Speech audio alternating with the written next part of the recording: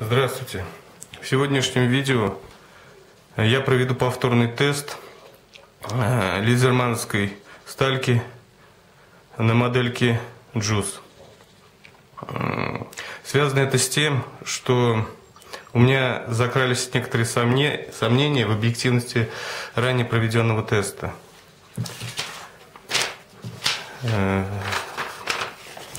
Дело в том, что проверял я заточку после каждого реза вот на этом листочке, на тетрадном.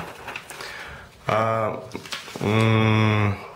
викторианоксовскую сталь, также ножи Антарио 1 и нож Неви, я проверял заточку на листах формата А4.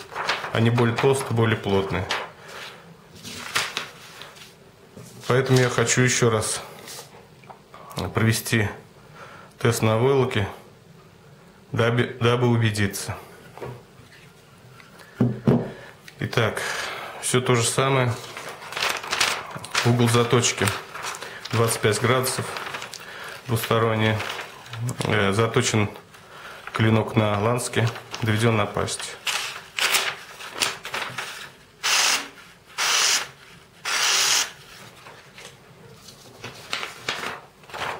Проверяем, как на таком листе. Все четко.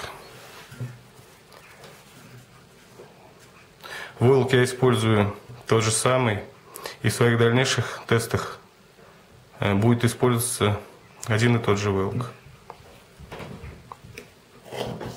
Раз, два, три, 4, 5, 6, 7, 8, 9, 10. Десяток прошли.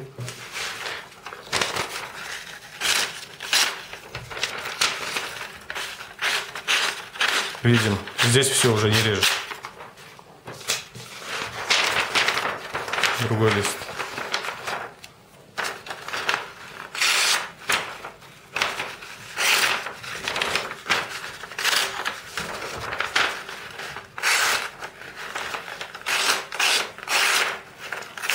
Режет, но не с охотой. Еще десяток. Раз, два, 3, 4, 5, 6, 7, 8, 9, 10. Заточка.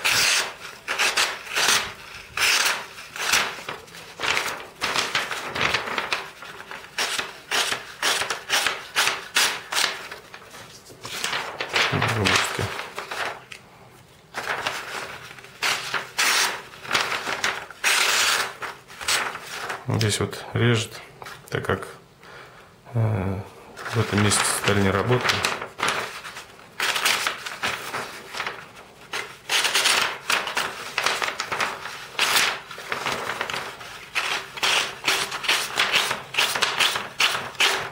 Ну, как-то вот так.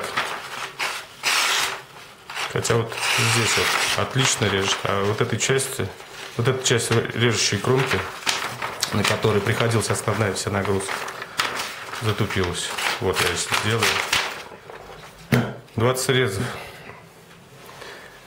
Примерно как-то вот так. Спасибо за внимание. Всем пока.